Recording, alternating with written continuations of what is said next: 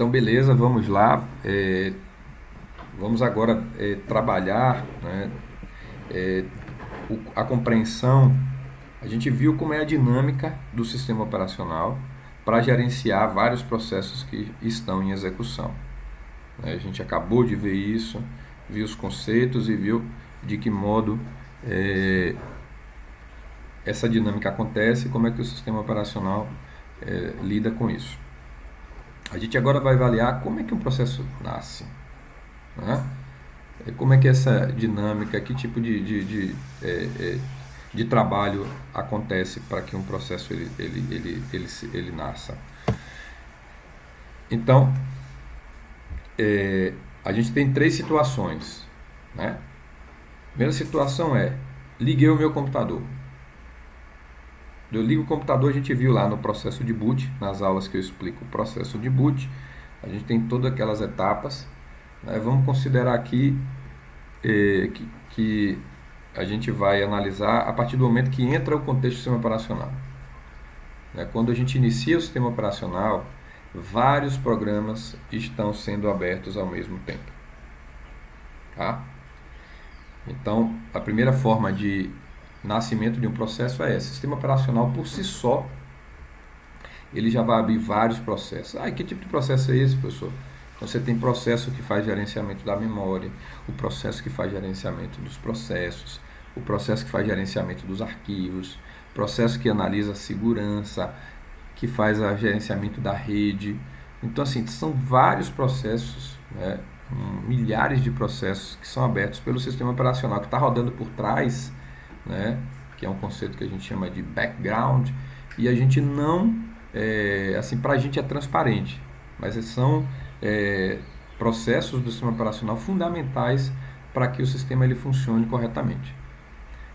A outra forma de início de processo, né, é através da criação de processos filhos, né, por um processo que a gente chama de pai.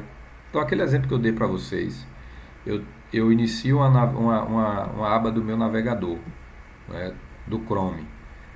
Então, abri uma página de internet ali. Quando eu abro uma nova página de internet nessa mesma janela, tá?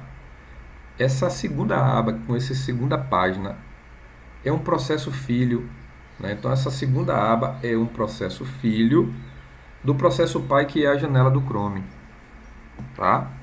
É tanto que, se eu fechar o meu processo pai, que é a janela, eu vou fechar todas as minhas abas, todas as minhas páginas que estavam associadas àquela janela. Tá? Então, essa dinâmica de criação de processo é uma segunda dinâmica, que é: eu iniciei um processo, né? E atrelado a esse processo, outros processos são abertos. Existem outras formas de criação de processo pai e de processo filho, mas não precisa detalhar nisso agora, só precisa vocês terem esse conceito, tá? E a terceira forma é requisição do usuário, que é justamente no momento em que a gente abre, né, o Chrome, que a gente abre o Word, né, que a gente clica no íconezinho de algum programa. Então, ali está nascendo um processo a partir de uma requisição do usuário. Então, aqui vem a explicação do que é cada um, acabei já falando anteriormente, né? Então, quando o SO é o início do sistema, quando o SO carrega, ele carrega vários processos, né? E aqui tem o conceito de foreground, né? E o conceito de background. Então, quando o sistema operacional inicia, os programas de foreground, né, que a gente chama de programa de primeiro plano, são os programas que a gente interage com ele. Então, por exemplo, o gerenciamento da interface gráfica, né, que é tudo que o sistema operacional nos mostra. O processo de gerenciamento da interface gráfica é um processo de foreground, que é um processo que a gente interage diretamente. Tá? E os processos de background são aqueles de segundo plano que a gente não vê acontecer, mas que são fundamentais para o sistema operacional funcionar. Então, por exemplo, o gerenciamento de memória. Você tem um processo do sistema operacional, que é o gerenciamento de memória, que está rodando em background, que eu não interajo com ele, mas que é fundamental. Ele que vai, né, quando eu abro um programa, é ele que vai separar a memória, é ele que vai buscar uma informação na memória para determinada execução daquele programa. né? Então, este programa é um exemplo clássico de um programa de background, que a gente não está interagindo diretamente com ele. Aqui eu trago, né, exemplos de programa de primeiro plano, né, que é a interface gráfica, né, tem o Cortana, né, que é do Windows 10, que é aquele assistente, né, de voz, o Windows Explorer, processos de background, a gente tem o antivírus, né, o gerenciamento de impressão, beleza, é um programa, né, de gerenciamento de impressão, ali que quando eu mando uma impressão no meu Word, é ele que vai pegar. Ó, eu estou interagindo com o Word para fazer a impressão, mas quem vai fazer o trabalho é esse programa de gerenciamento de impressão que está em background, eu não estou interagindo diretamente com ele. Aí tem o Google Drive, né, que é um programinha que está ali no seu computador, que ele está observando todas as mudanças que você faz em uma pasta específica. Se você acrescenta alguma coisa ali, esse programinha do Google Drive vai sincronizar com um armazenamento em nuvem. Mesma coisa, se eu excluir, ele vai excluir na nuvem. Se eu adicionar, ele vai adicionar na nuvem. Se eu salvar, ele vai salvar na nuvem. E tudo isso acontece de forma automática. Eu não preciso dizer para o Google Drive. Isso é instalação, tá, gente? Porque tem o Google Drive que a gente acessa pela web e tem a instalação do Google Drive, que é o Google Async, se eu não me engano. Então, esse Google Async, ele fica sincronizado com as pastas do computador que a gente coloca dentro do escopo desse programa. Então, é tudo automático. Eu não preciso dizer salve o arquivo na nuvem. Se eu modifiquei o arquivo que está sendo monitorado pelo programa, ele vai fazer isso tudo automaticamente, tá? Aí aqui vem a criação do processo filho, né? Que eu já expliquei antes, né? Que são processos que são criados a partir de outros processos, né? E aqui a gente traz uma outra situação, tá? Que esse tipo de situação, né, ela é utilizada quando a tarefa pode ser dividida em tarefas menores ou subtarefas. Então a gente traz aqui um exemplo, né, daquele módulo de vendas. E aqui a gente pode dizer que o módulo de vendas ele tenha 3 tarefas, né? Atualização de estoque, uma atualização financeira e atualizar a estatística do vendedor, por exemplo, né? Então eu poderia muito bem, neste módulo, executar a atualização do estoque, atualização financeira e atualização estatística ao mesmo tempo. Abrir 3 tarefas, né, para paralelizar este módulo de vendas. Tá? Então eu tenho o módulo de vendas como processo principal e eu tenho como processo filho a atualização do estoque, a atualização financeira e a atualização estatística, e a estatística do vendedor. Tá?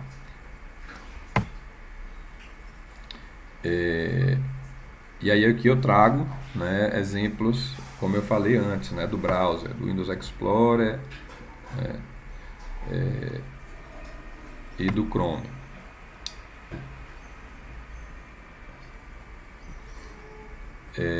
E aqui vem por último a requisição do usuário para criar um novo processo, que é justamente através da gente clicar no ícone de algum programa, ele começa a executar.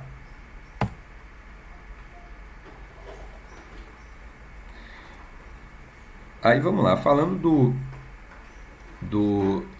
de exemplos, né, de como a gente pode consultar os processos que estão executando em nossa máquina. Então, pegando aqui o Windows 10, quem está usando o Windows 10 pode verificar, né, quais são os programas que estão executando, quais são os processos que estão rodando, né, neste exato momento no meu computador. Então, é muito simples, né? Eu vou sair aqui da apresentação e vou mostrar para vocês como é que a gente faz. Tá? Então, se a gente na tela principal der um Ctrl, apertar as teclas Ctrl, Alt e Del simultaneamente, o sistema operacional abre essa telinha aqui de gerenciador de tarefas, né? E aqui tem gerenciador de tarefas. Se a gente clica nela, a gente vai ver todos os programas que estão em execução no computador. Veja que é uma lista enorme, vários programas. Alguns a gente claramente sabe, outros, né, como eu falei, são de background, né, que a gente não sabe bem o que faz, mas que a gente sabe que tem papéis importantes. Então, por exemplo, aqui ó, eu tenho, né, o Chrome, eu tenho o Excel, né, o PowerPoint, o OBS, que é a ferramenta que eu uso. E aqui ó, o sistema operacional traz indicadores importantes. Quanto que esse processo está executando de CPU, quanto que ele está consumindo de memória, quanto que ele está usando de disco, de rede, energia, se ele está usando muita energia ou não, né? Então isso aqui é o gerenciador de processos do Windows, é uma interface, né? E aí tem várias informações aqui, né? Ele traz aqui uma estatística de uso da CPU, né? Um histórico de aplicativos, né? O tempo que cada aplicativo desse consumiu a CPU, os programas que estão inicializando, que são inicializados à medida que a gente liga o computador. Aqui os usuários que estão logados no sistema. Mais outros detalhes de cada processo, o número do processo, né? Cada processo tem uma identificação, tá? Quando eu quero finalizar um processo, se eu souber a identificação dele, eu consigo fazer essa finalização facilmente. E aqui são os serviços, né? Que são programas, né, que a gente pode chamar e que geralmente estão associados a algum programa instalado até tarefas do próprio sistema operacional, tá bom? Então essa aqui é uma forma da gente avaliar e verificar os processos do sistema operacional. Se eu quiser finalizar algum, por exemplo, travou o Google Chrome, não está indo para lugar nenhum, então eu quero reiniciar, basta eu clicar em cima que ele finalizar a tarefa. Tem muita gente que trava um programa de reinicializa o computador. Vai lá no dedinho ali, né, que a gente chama de dedo down, e desliga o computador. Ao invés de você vir aqui no programa que está travado e finalizar apenas ele, né? Quem não sabia disso, tá aí uma boa dica. Então vamos voltar aqui.